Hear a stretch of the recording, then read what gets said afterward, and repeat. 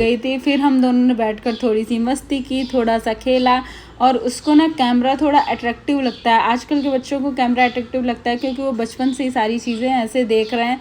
और जस्ट बस हम लोग ऐसे ही इंजॉय करते रहेंगे। और सबसे ज़्यादा पता है मुझे, मतलब बिल्कुल भी कोई बर्डन नहीं फ़ील हो रहा था कि हाँ बेबी है तो मुझे कोई बर्डन फ़ील हो रहा हो। मस्त हम दोनों ने बहुत सारा एंजॉय किया रास्ता देखते हुए। वो भी अब पता धीरे धीरे सीख रहा है कि रास्तों में कैसे मज़े करते हैं, कैसे क्या करते हैं।